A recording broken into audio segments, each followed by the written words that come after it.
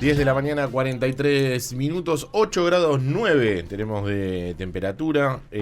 Recibimos en nuestro estudio a Marita. ¿Cómo andas, Marita? ¿Todo bien? Muy bien, muy bien. Hola, Marita. Surfeando el frío, ¿no? ¿Hace mucho Estás frío abrigada afuera? igual, estás Sí, muy sí, bien. sí, Estás estoy- sí. Hay que abrigarse, parece ser que vienen días duros. ¿Viste? Igual te avisan y uno cuando sale dice, che, pero No hacía tanto, tanto. sí, es verdad. como me dijeron. No, es verdad, me pasó hoy a mí. Que Sí, dije, sí. ay, estaba con chaleco, Sí. campera, gorro me puse hoy. Dije, estaba como ayer. Yo escuchaba la radio Sí. y decía 3 grados.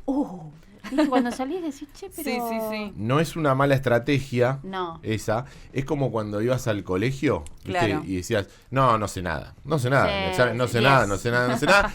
Y después decías, cuando te daban el examen y la pregunta era como, bueno, no estoy tan mal. No estaba mal. Sí, claro, pero bueno, sí. psicológicamente vas como Sí, pensando en sí, que sí, no, sí. no sabes nada. Es Sí. verdad. Después es uno verdad. ahí ya conocía los compañeros que te decían Este eso no y sabe decías, nada y "Dale, después se como saca un que 10". se... En general, Claro, sí, el sí. que más Pará. tranquilo estaba era el Sí. que menos sabía. Yo igual, Y como, "Bah, no sé yo nada, ya admito fue". que soy de las que no sé nada.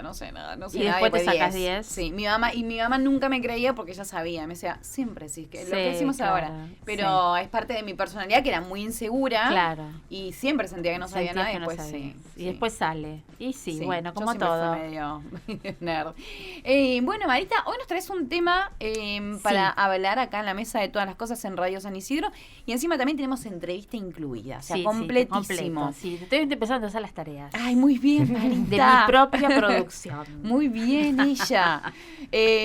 Vamos a hablar de la desigualdad territorial de la inversión residencial en Cava. Así es Me pasaste un informe que sí. es completísimo. Sí, es un informe que realizó la Fundación Tejido Urbano, Sí. cuyo director es Fernando Álvarez de Celis, geógrafo, amigo, y que la verdad que es muy interesante cuando uno ve en un informe plasmado lo que de alguna manera también visibiliza, lo que se viene Sí. discutiendo hace tiempo, y con una problemática que en la ciudad de Buenos Aires ya desde 1853, cuando fue la cuestión de la fiebre amarilla, que hubo una gran Sí. modificación de la población que antes estaba en la zona sur, armando el eje norte, desde ahí a la época hasta ahora parece ser que esa desigualdad y esa diferencia que hay en tantas cosas se mantiene, ¿no? Claro. Obviamente que con mejoras, con cambios, con evolución, pero bueno, acá tiene que ver con la inversión, tiene que ver con los servicios que llegan, tiene que ver con todas estas cosas que hace que uno elija dónde vivir, pueda elegir dónde vivir también, y estas diferencias cuando uno dice, bueno, qué está pasando en la ciudad con las inversiones de vivienda, que se ven inclusive mucho construido y hay un déficit habitacional muy grande. Sí. Si eso tiene vínculo con los servicios o no. Entonces, bueno, la idea es, que es lo que vamos a hacer ahora, conversar con Fernando para que nos cuente este informe. Que ya están conectados, así que Ah, lo saludamos. perfecto. ¿Cómo está, Fernando? ¿Qué tal? Muy buenos días. Un placer. Hola, Marita. Hola, Fernando, ¿cómo estás? Muy bien. Bueno, bueno, acá estamos con el informe de la desigualdad territorial de la inversión residencial en la Cava. Sí. Un informe que pueden acceder entrando inclusive a la página de Tejido Urbano, ¿no? Exactamente. La verdad que de Tejido Urbano nosotros venimos desarrollando un cúmulo de información, de datos. Si entran a la página van a ver una cantidad de libros que también ha publicado la Fundación, y la idea es esto, debatir la problemática urbana, y en el último tiempo hemos agregado lo que es un dataset de información con la idea de que la discusión tenga el mayor rigor científico, la mayor Claro. información, la mayor cantidad de datos. Y lo que hicimos en este último informe es tomar los datos de permiso de la construcción, que lamentablemente la ciudad, por un lado, ha discontinuado en algunos casos, por otro lado ha cambiado la metodología, con lo cual se hizo muy difícil, pero bueno, pudimos reconstruir una serie de 18 años que nos permite ver los permisos. O sea, cada vez que un arquitecto pide un permiso para construir una obra Sí. en la ciudad, bueno, Ujú. hicimos el reconto territorial de ello, y después tomamos los últimos 5 años. Recordemos que en el 2018 se cambió el Código Urbanístico de la ciudad. Una de las premisas era equilibrar la ciudad, con lo cual se preveía que la normativa iba a permitir que Sí. haya más inversiones en el sur de la ciudad. Y bueno, hicimos este informe para ver qué pasaba, bueno, y los datos hablan por sí mismos. Lo que muestran es que, si bien en la zona sur siempre se construyó mucho menos que en otra zona de la ciudad, en el último tiempo muestra que la cantidad ha disminuido todavía más. Y como ejemplo, digamos, para la gente que no es técnica, por cada 115 edificios que se construyen en Palermo, se construyen 2 edificios en Villa Soldati, o 6 en el barrio de La Boca, o 6 en el barrio de Barracas, con lo cual hay una diferencia territorial de la construcción, que uno lo ve, digamos, cuando recorre la ciudad, pero tener los números es más que elocuente, y sobre todo para mostrar, digamos, esto, cuál es la verdadera carga que hoy tiene la ciudad en construcción, sobre todo cuando se dice que hay zonas saturadas, como, digamos, en Devoto se construyen 80 edificios por año en promedio en los últimos 5, o sea, zonas que se pretende que no se construya más, pero que el mercado sigue construyendo y que obviamente la normativa lo permite, y áreas que se pretendían desarrollar como el sur, que obviamente el informe muestra que no ha llegado todavía la inversión de residencia. Claro. Esto que vos bien decías, en una ciudad que se construye hacia el norte, sobre todo con vivienda de renta o vivienda para segunda unidad, o sea, la gente que ya tiene, en Buenos Aires se construyen aquellos que ya tienen vivienda, y aumenta fuertemente la tasa de inquilinos. Vimos el informe y la verdad es que la encuesta de la ciudad lo muestra, casi el 45% de los porteños hoy alquilan. Entonces ahí también tenés la contracara de este informe. Así es. Fernando, sí, la verdad que en la era de datos tener esto, inclusive en momentos donde uno también escucha que va a haber una nueva propuesta de código, que no sabemos todavía a dónde apunta, pero esta cuestión que, si mal no recuerdo, desde 1944 con el Código de la Edificación estaba la cuestión de equilibrar el norte con el sur, y parece que estamos un poco... Nunca llegó. Nunca llega, y siempre la persistencia de estos datos, ¿no? Donde hay una radiografía de algo muy consolidado, que tampoco sé, o sea, si este crecimiento pareciera que no está acompañado de inversión de infraestructura, ¿no? Porque después está el tema de los servicios. ¿Ustedes pudieron indagar o saben respecto a si esto tiene su correlato en la infraestructura de servicios que se necesita para esta cantidad de construcción? Mira, lamentablemente no hay información sobre ello, y lo que sí hay es que cada vez que una empresa o un desarrollador quiere hacer un edificio, tiene que pedirle la factibilidad de servicio a las empresas de servicios públicos. Así es. Las empresas de servicios públicos todas dan la factibilidad apta, con algunas cuestiones menores muchas veces, porque dicen, si yo opero en esta zona, tengo que dar la factibilidad. Con lo cual acá tenés un problema muy difícil de resolver, de saber realmente la información estructural que tiene la ciudad. Después, sobre el tema de cloacas y demás, hay algunos proyectos, sobre todo en el eje norte, donde por la cantidad, digamos, de crecimiento, ya se ve colapsado algunos servicios.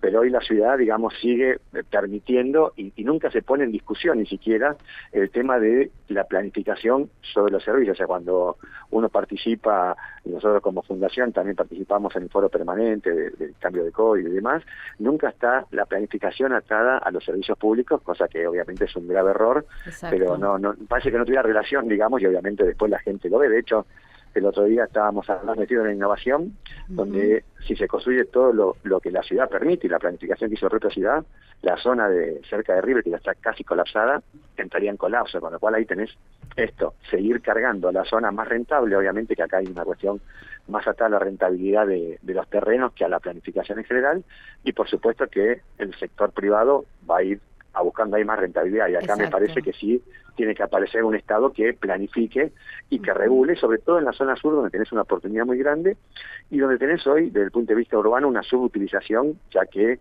donde podría haber vivienda, hoy hay logística o hay terrenos abandonados, o sea, hay una subutilización del patrimonio urbano de la ciudad, sobre todo en el sur, muy desaprovechada. Entonces, vos podrías hacer, conviviendo con esta historia, digamos, porque el sur también tiene una muy rica historia, poder coexistir la cuestión patrimonial del sur con el desarrollo urbano, y sobre todo para algo que la ciudad ha olvidado, que es la construcción para sectores de clase media, que cuando vos ves estas construcciones en el eje norte, obviamente que son para los sectores de más alto estrato socioeconómico. Sí, inclusive hasta de monofamiliares, ¿no? Hoy uno ve una gran inversión en lo que es departamentos de 1 o 2 ambientes en toda esa zona, y poca en una familia tipo, si se quiere, bueno, lo que pasa es que cuando uno analiza el censo poblacional de la Ciudad de Buenos Aires, lo que ve es que en el eje norte, por ejemplo en el barrio de Palermo, el 40% de los hogares son unifamiliares.